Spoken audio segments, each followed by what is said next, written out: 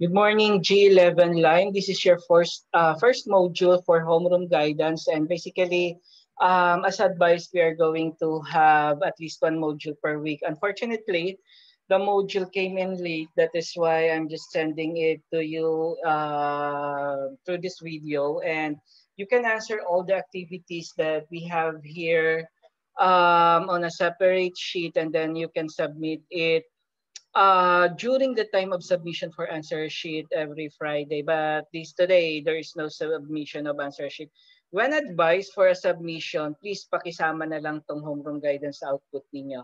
This is required by the school, and basically, this is part of the activities that you need to comply for G11 line. Okay? So if you have something to clarify regarding this homeroom guidance, you can just write it on our GC and I'm going to respond to it accordingly. Just make sure, just a reminder that you please communicate with me from 7 a.m. to 5 p.m. in our GC. Huwag namang alas 10 ng gabi. Huwag namang alas 11 ng gabi, ha? Huwag masyadong, masyado na yung late. So, please ensure that you are communicating with me, your advisor, from 7 a.m. to 5 p.m. in the afternoon. I am going to respond to you regarding your queries. But of course, if it is very urgent and important, then I'll make sure to reply to you even if it is beyond 5 p.m., di ba? So, questions doon lamang po sa ating GC. Okay? So, please expect that every week I'm going to send to you a supplemental lecture, a video lecture with regards to your homeroom guidance. This will serve as your guide how you are going to answer your homeroom guidance module, and then at the same time how siguro an additional explanation with regards to what is written in your module. Okay? So let's start. Questions sa GC lamang natin. So the first activity that you have, for this whole activity, it's entitled The Superhero and Me. So these are the materials that you will be needing: a worksheet, worksheet 2.2, all about me. Actually, you just need a piece of paper, sheets of paper for this. Permanent marker or any alternative material if not available. Wag pong magpapabili. Sir, sabi po ni Sir, kailangan namin ng permanent marker. Wag na. Kung wala, any alternative material naman. And then bond papers or intermediate pad or any alternative clean sheet of paper.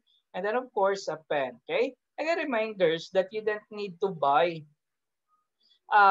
exactly what is written here. Ang kailangan nyo lang is an alternative that will serve the purpose of writing and of writing. 'Di ba? Something na you can use as a pen and a paper, okay na 'yon. Okay? Pero hindi na kailangan magpabili, magtipid. Kaya nasa panahon pa rin tayo ng pandemic. So make sure that you help your family by helping sa pagtitipid na. Huwag tayo masyado demanding sa mga magulang ninyo. Okay? So those are the materials that you will be needing. So the first activity entitled The Last Time. Okay? So the last time, you need to ask yourself, the first part that you need to do is you have to ask yourself the last time that you feel valued. Okay? Kailan yung huling pagkakataon na naramdaman ninyo na kayo ay mahalaga? Okay? Either sa family, relationship with friends, relationship with loved ones. Meron na ba kayo? You're G11, so technically your age is between 15 and 16, some a little younger, some a little older, di ba? Sana naman it doesn't matter actually if meron na kayong mga love life. But the thing is, you don't need to be too serious with it, di ba? You just need to go through the experience and let time tell if talagang if it needs to be taken seriously. But as of the moment, please don't. Please don't muna. Okay? You are still young and there is still very, very good life ahead of you. You do not need to compromise yourself with someone na hindi pa natin ma-assure na siya na nga, 'di ba? Hindi naman panira si Sir. This is just a reminder na having a love life is not the end all of everything. Utang na loob. Meron kayong obligasyon sa pamilya at sa sarili ninyo para maging mas mabuti yung sarili ninyo in the future. Now, going back, so when was the last time that you feel value? Ano yung incident na yon? You please describe that. Papaano nangyari that you feel valued at at that time, and ano yung mga sino yung mga kasama or characters or kakilala ninyo that they made you feel valued, di ba? So ano yung naramdaman ninyo? Ano naisip ninyo? What are your thoughts? Ano yung naramdaman ninyo? And how do you behave towards that incident or that situation that someone or a group of people made you feel valued? Okay? So you write it in your answer sheet. Okay? Now, the thing is, with my subject, it is okay to express your ideas in Tagalog. That is okay. As long as you are able to express your idea, kasi I'm just after how you are expressing your thoughts regarding your answers for this specific subject. Okay? The next part would be the last time that kayo, made others felt valued. Okay? Nagkaroon na ba ng pagkakataon na naiparamdam nyo naman sa iba na sila ay mahalaga, whether they are friends, family, or a loved one again? And ano yung sitwasyon na yun? You please describe that situation na naiparamdam nyo sa iba na sila ay mahalaga. And of course, you need to share your thoughts, your feelings, and your behavior regarding that situation that you made someone felt valued. You know, it is always important actually that you also make other people feel valued. Diba? Kasi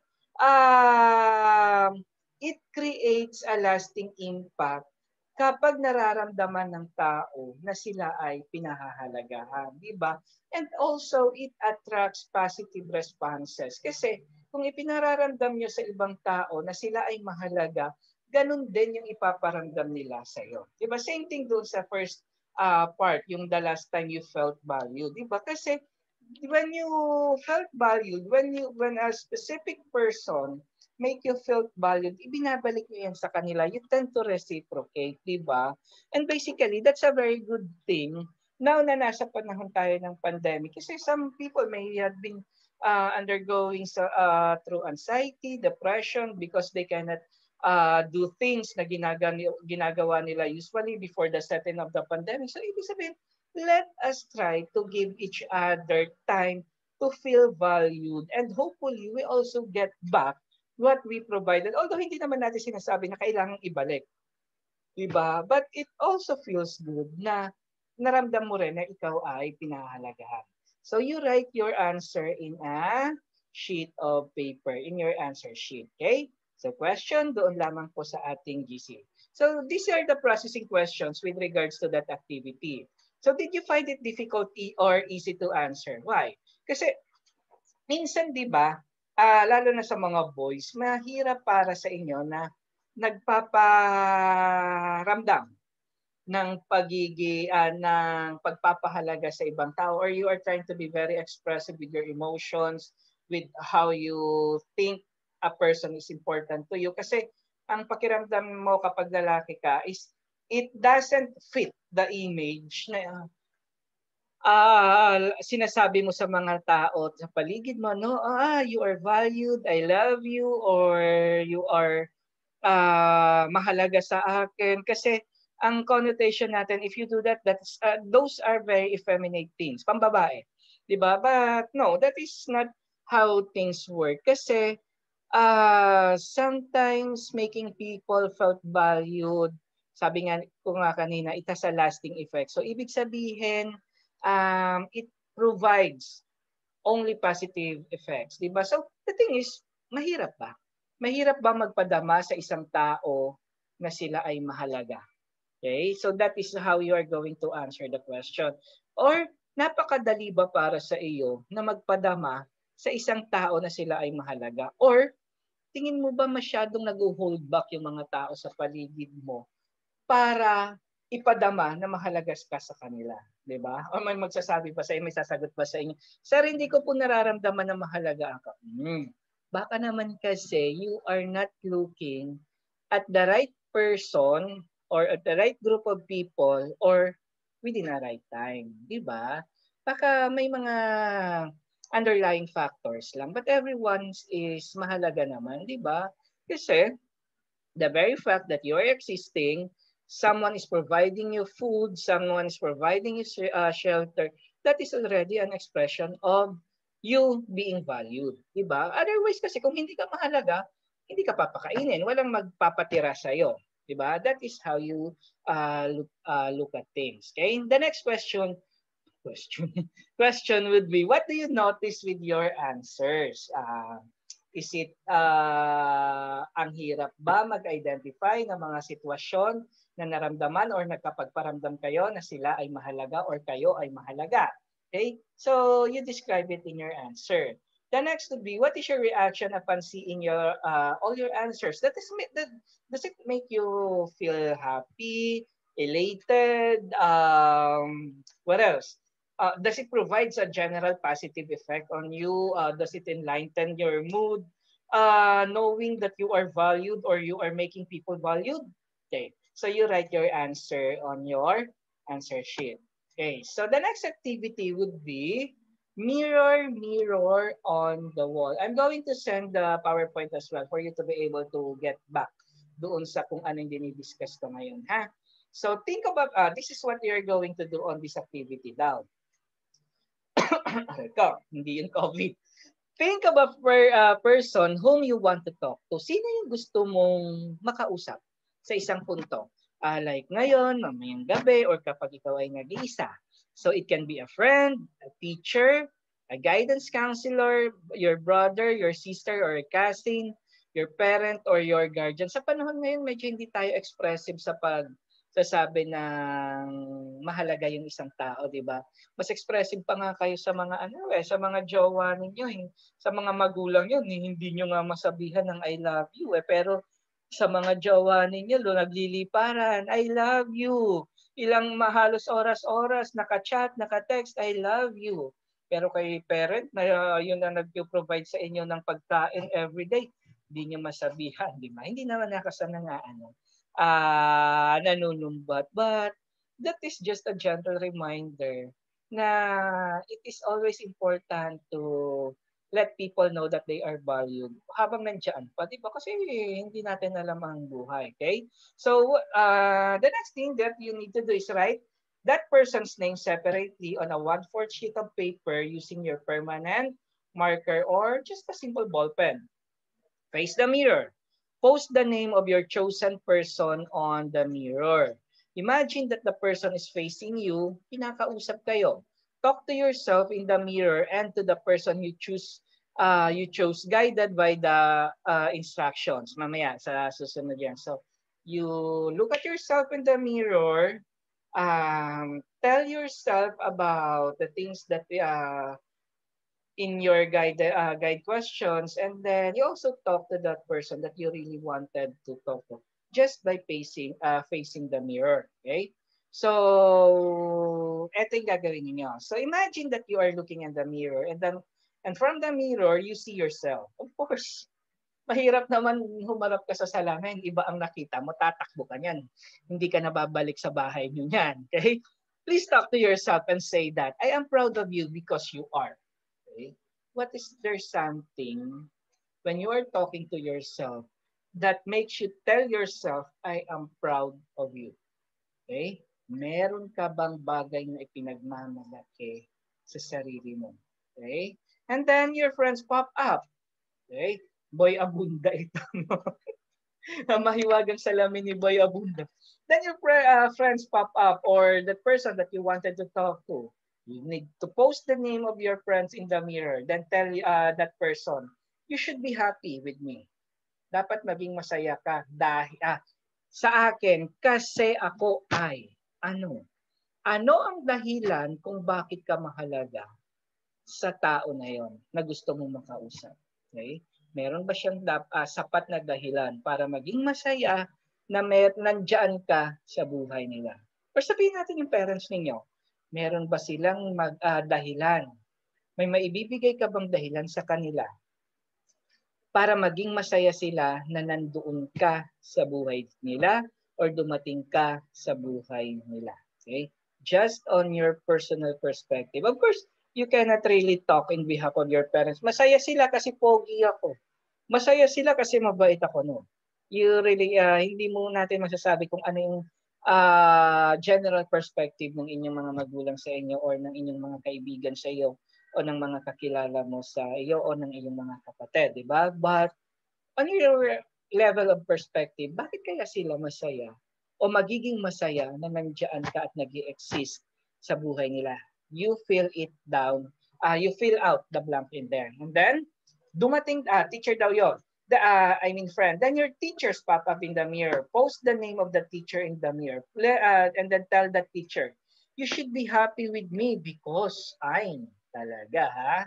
So, it doesn't matter kung present teacher ninyo ngayon or your previous teacher. As long as they had been your teacher. Di ba? So, you should be happy with me because matalino ako, masipag ako, masunurin ako, hindi ako sipsip, hindi ako sakit ng ulo. Yan. Yun yung mga examples, di ba? But of course, you answer according to your perspective, di ba? And then, lumabas naman daw sa mirror si brother or si sister, and then ilalagay na naman natin yung name ni kapatid. Okay? Please tell your brother or your sister, you should be happy with me because mabait akong kapatid, maalaga akong kapatid, masunurin akong kapatid, whatever the reason that you think that they should be happy with you. Okay? And then, lumabas naman ang inyong mga magulang. Doon sa mirror, lalagay naman natin yung pangalan ng ating mga magulang. And then, sasabihin niyo sa inyong mga magulang, you should be proud. Proud, ah? You should be proud of me because I'm. Okay? Meron bang mga bagay na dapat ikapagmalaki? That's ang haba ng word sa Tagalog. Na dapat ikapagmalaki ng inyong mga magulang sa inyo. And I hope maraming bagay na dapat ipagmalaki ang mga magulang just for having you as their child. That is how you talk with yourself in the mirror and you talk with people close to you in the mirror. You give reason for them why they should be happy or proud for having you in their life. Okay? Question, doon lamang tayo sa ating GC. Okay, so processing question daw. So the first question would be, ayan no, hindi ko na ayos. How do you find the activity? Does it provide you relief, happiness, contentment na nasasabi mo sa kanila kung bakit ikaw ay mahalaga or kung bakit ka mahalaga para sa kanila? Okay? Number 2 questions, sasagutan ulit to sa inyong answer sheet ha. How do you feel about talking to yourself? Mukha ka bang baliw? Na you are talking to yourself in front of the mirror pa, di ba? But does it provide you a certain level of realization na there is something na mahalaga with your existence in the lives of other people? Okay? So how does it feel? And then how do you feel now about talking to yourself, not just yourself, your friends, your teachers, and of course, your family and your siblings? Does it make you a sense of happiness and contentment? Okay, you discuss your answer. Number 3, what have you discovered about yourself during your self-talk? Meron ba? Kasi self-talking is not actually being value, di ba? It is actually an avenue for you to be able to self-assess yourself regarding what's good and what is not commonly good about you as a person. Okay? And then number 4, how is the activity helping you enhance your self-worth? Paano yung activity na yan nakatulong para madiscover mo yung halaga mo bilang isang tao. Okay? Kasi minsan, may parang lalo na sa teenager, you are actually very sensitive kapag nasasabihan kayo, wala ka namang silbi, wala kang kwenta, ikaw ay laging nagsi-cellphone na lang, hindi ka tumutulong sa bahay, wala kang naiambag dito sa bahay, at may ambagan.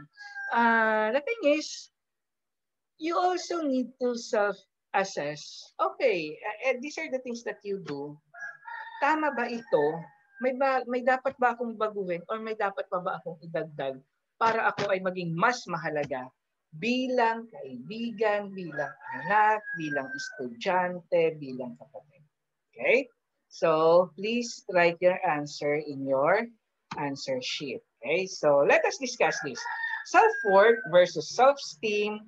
Let's clarify that one. So, self-worth daw and self-esteem are two different things. Although, some people would use them as halos pareho ng kahulugan, but basically, they are actually two different things, di ba? Pag sinabi natin self-esteem, it's concerned with more on your confidence, tiwala sa sarili, and yung healthy admiration of yourself. Remember, may word dyan, healthy admiration, yung paghanga mo sa sarili mo na nasa maayos na ano to, pamamaraan. Okay? So, isahin natin. Confidence, tiwala muna sa sarili. Okay? It is always important to have self-confidence kasi that is the most important thing in valuing yourself. Diba? Kasi kapag may tiwala ka sa sarili, you are also commanding people to respect you. At the same time, kapag may tiwala ka sa sarili, you are believing in yourself that you can achieve and do things according to what positive desire or self-will that you have in the future. Kasi kung wala kang tiwala sa sarili mo, lagi mong iisipin na babagsak ka, lagi mong iisipin that you are going to fail at something, lagi mong iisipin na wala kang kakayahan gawin ang mga bagay-bagay. And those things, confidence is very essential when it comes to success. Di ba? Kapag alam mo na kaya mo at may tiwala ka sa sarili mo na kaya mo, you can achieve things. Ngayon, kung sa tingin mo lagi kang walang kakayahan gawin ang mga bagay-bagay, then that is also the time that you start failing. Di ba? Kasi bago mo pa man gawin, sinasabi mo na sa sarili mo na hindi mo kaya. And that is not very good when it comes to trying to achieve success. While healthy admiration has a very thin line with regards to arrogance. When we talk about healthy admiration, iisipin mo lang na gusto ko yung pagkatao ko kasi una, may respeto ako at kumikilala ako ng respeto sa iba. That is a healthy admiration. Hindi pwedeng yung healthy admiration magiging arrogance na gusto ko yung pagkatao ko kasi ito yung mga attributes ko, ito yung mga traits ko, kaya I wanted people to respect me. Iba yun. You are already commanding people to respect you na hindi mo sinasa-assess yung sarili mo. Are you respecting them ba? Diba? Be very conscious with self-admiration. Dapat healthy admiration. When we talk about healthy admiration, ano yung katanggap-tanggap, ano yung tama, ano yung kalugod-lugod sa Diyos. 'Di ba? Hindi yung pagkakakilala mo sa sarili mo na mas mataas ka sa iba and you are always expecting people to respect you, you are always expecting people to treat you well. When in fact, you are not doing the same to them. Okay? Healthy admiration lamang tayo. Okay? Next, self-worth daw is how you value yourself. Paano mo pinahahalagahan ang sarili mo? Okay? So, paano natin, ano na yung mga example ng pagpapahalaga sa sarili? Inaalagaan mo yung sarili mo. Paano natin naalagaan yung sarili mo? If you do believe in religion kasi and the concept of God, the thing is, inaalagaan mo yung sarili mo if you are living within the context kung ano yung tama sa paningin ng Diyos para sa iyo, at the same time kung ano yung tama lang na dapat mong ginagawa bilang mamamayan. Okay? Bilang mamamayan, as a student, as a anak, as a kaibigan, etc. Okay? That is how you value your self-worth. Di ba? At the same time, pinahalagahan mo raw yung sarili mo kung inaalagaan mo siya. O paano? Physically, paano mo ba inaalagaan ang sarili mo? Pang-aabuso sa katawan if you are yung pinapatay mo yung sarili mo by taking in substance. Ano yung mga substance na yan na hindi maganda? Alak, di ba? Kasi in the long run, it's going to destroy you. It can be legally consumed, but the thing is, it alters your positive perspective. Hindi ko sinasabing bawal mag-inom. Okay? Hindi ko sinasabing bawal mag-inom. But abusing the consumption of alak, nag-iiba yung inyong perspective sa kung ano ang tama. Di ba? Nasubukan niyo na ba para lang makapag-inom tatapos kayo sa mga magulang niyo? Nasubukan niyo na ba para lang makapag-inom, nangungupit kayo para lang may pambili kayo ng alak? Nasubukan niyo na ba para lang makapag-inom, kayo ay, kayo ay nagpapakababa. Di ba? Like for example, gagawin kang utusan. Although wala namang masama kasi ang baga ng effort yan, di ba, with your friends. Or gagawin ka utos para lang makapag-inom. Di ba? That is not valuing yourself. Di ba? You need to know your self-worth. Okay?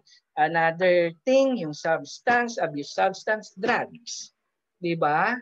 Pinapatay mo ang sarili mo by using drugs na alam mo naman, it only gives you negative effect doon sa katawan mo. It's not going to give you in any way positive effect, or if it does give you, that is just temporary, but in the long run it's going to destroy you. 'Di ba? So know your self-worth. At the same time, knowing your self-worth means also hindi niyo pinababayaan na inaabuso kayo ng mga tao. 'Di ba? Yung inaabuso kayo na sa puntong ang pagtrato sa inyo nawawalan na kayo ng self-dignity. Okay? Halimbawa, si jowa, sige, dahil mahal mo ako, tanggapin mo na dalawa kayo. O dahil mahal mo ako, huwag kang magrereklamo na ganitong ugali ko. Or dahil mahal mo ako, huwag kang magrereklamo na sinasaktan kita. That is forgetting your self-worth. Diba? Kasi you are also special. You also need to be treated well. You also need to be treated with respect. Okay? Self-worth is an inner sense of value. Diba? Kapag pinahalagahan mo yung sarili mo, then needless to say na papahalagahan ka rin ng mga tao sa paligid mo kasi nakikita nila kung paano mo pinahahalagahan yung sarili mo. Okay? Questions? Doon lamang tayo sa ating GC. So how are you going to improve yourself worth? Number one, do not compare yourself with other people. Kasi iba-iba kayo ng pinagdadaanan, iba-iba kayo ng kapasidad, iba-iba kayo ng history. So the moment that you start comparing yourself with others, you are trying to live their lives. Na ang tama naman is you live your life and you take things according to your face at according to your resources. Okay? Pagka may inggit na yung iba may mas magandang cellphone, maybe because they have a better quality of life than yours na hindi mo pwedeng i-pressure yung mga magulang mo doon sa kung anong klaseng buhay ang naibibigay nila sa iyo because they are trying to provide you a life. Okay? So do not compare yourself with others. Live your life as your own nang hindi nakabase sa kung ano yung meron yung ibang tao na gusto mo meron ka din, di ba? So ang tamang perspective kasi diyan, if you wanted to have what other people have, basically you just need to work harder. Okay? There's no shortcut to improving your life, but to work harder and to study harder and to look for personal opportunities that will work for you, 'di ba? Hindi pwedeng you are trying to copy, you are trying to imitate other people's lives because gusto mo yung klase ng buhay na meron sila. That is not living at all. Okay? You are just imitating. And believe me, you're not going to be happy if you are always trying to imitate other people's life because you wanted to have their lives. Diba? When you do, gusto mo rin ba lahat ng klase ng problema nila meron ka? Ganun yun eh. Ibang level ang problema nila. Ibang klase ng struggle nila. You do not have the same exact struggle with other people. So, ibig sabihin, mind your own business, work for the betterment of your life, and study harder for you to achieve and get what you wanted in life. The next is challenge the critical inner self. Huwag daw tayong masyadong very conscious with what we want and what we do and we wanted to achieve, di ba? Sabi ko nga earlier, you just need to know your face, work for your advantage, take all the resources na meron ka so that you can have the benefits of it by working hard. So at the same time, you do not have to be critical at everything within you. Okay? Ang pangit ko, gusto ko ganito. Ang taba ko, gusto ko ganito. Maitim ako, gusto ko ganito. Mahirap ako, gusto ko ganon. You're not going to live a happy life. And that is the kind of person that you are. Diba? Learn to accept and love yourself. When you do, you are going to start having or adapting a positive perception of life and all the good things happen. Kasi kapag masyado kayong nega, you do away or you are pushing all the good things na pumunta sa inyo. Okay? Questions sa GC lamang natin. How to improve your self-esteem naman? The first one, how to improve and raise your self-esteem. The first one is be with people who treat you well. Okay? So it is always important na yung mga nakakasama at nakapaligid sa inyo are treating you well. Maayos yung pagtrato sa inyo. Diba? Kasi when they do, nararamdaman ninyo na kayo ay mahalaga. Okay? Do not be with someone who's treating you bad. Pag nag-text ka ng, "Hi babe," after 1 week saka ka palang nireplyan. Tapos kilig na kilig ka pa, after 1 week, nireplyan na ako ng jowa ko, hindi mo alam, pang-pito ka pala na jowa, naka-schedule kayo. Diba? You are also special. You also need to expect to be treated special and you need to treat yourself special. Then set goals and work toward them. If you wanted to achieve something, wag ka mag-expect na yung ibang tao will achieve that or give that to you. O hindi ako makakatapos ng pag-aaral, mag-aasawa na lang ako ng CPA. Okay na ba sa inyo yun? No. You wanted to become a CPA, you work hard. You wanted to become a significant person in the future, you work hard. You wanted to have this and that, you work hard for it to achieve that. Di ba? And do not, ayoko nung na isang klase ng tao na laging hindi nagsiset ng pangarap. 'Di ba? Kasi kung hindi kayo nagsiset ng pangarap or ng goal sa buhay, it is pointless to really work on something. Kasi wala ka namang gustong makuha, 'di ba? And then lastly, give and help. It is always important to the best of your ability to give people, to assist people, and to help people.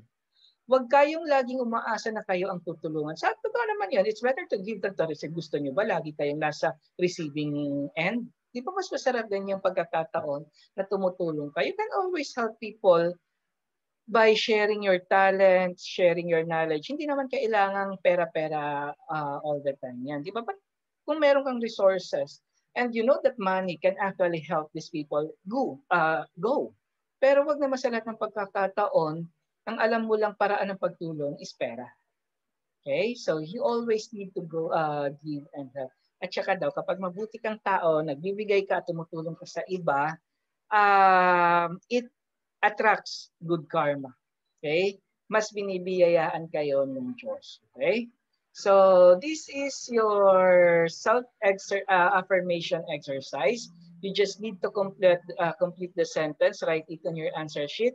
My proudest moment was, ano yung pinaka nakaka believe na parte ng buhay mo? Ano yon? Tell us. Tell me pala, ako lang ang babasa niyan. So, my strengths are, you don't have to settle with just one strength. Baka marami kayong strength. Enumerate niyo yan. My source of joy is, paano niyo sasagot si jowa? Okay, wag naman sana. Kasi first and foremost, your jowa just came in at a later part of your life. All throughout your life, you have your family. Okay? My friend really appreciate me as a what? Anong dahilan kung bakit ka na-appreciate ng mga kaibigan mo? I can overcome all the challenges in life because I will reach my dreams because. So you just need to fill out the sentence, complete the sentence, and write it in a separate sheet of paper. So finally, this is your last activity, I think. Think of our current crisis, the COVID-19 pandemic situation. So recall a moment where you have done something that you felt confident and your sense of self-worth is high. During this time of pandemic, meron ka bang ginawa na alam mong maganda at the same time it boosts your self-worth? Okay? Ambag para makatulong sa pamilya, makatulong sa mga tao sa paligid mo, either it's monetary, a physical health, or kahit nga yung simpleng yung simpleng ipinagdadasal mo yung mga kaibigan at kapitbahay or yung mga tao sa paligid mo, especially your family, that already is something to be proud of, di ba? So what can you say about yourself in that situation? What have you done? Anong ginawa mo? Please describe it and write your answer on your sheet of paper. So questions, you can always write it on our GC. And for this activity, you need to write it on a separate sheet of paper. Okay? So may tanong sa GC lamang natin. Ay, ito pa pala. So, hindi pa pala yun yung last. So share your thoughts and feelings regarding this. So sasagutan na rito sa isang sheet of paper, ha? So number one, what positive statement would you say to yourself and to be reminded of your strength and values? Okay? What positive statement ang sasabihin ninyo sa inyong sarili para ipalala sa inyong sarili na kayo ay may lakas at may magandang values? Okay? How will you deal with life obstacles or negative feelings? Kasi some people would post negative things on social media. Gusto ko nang mamatay, hirap na ako sa buhay ko, wala na bang bago sa buhay ko, etc.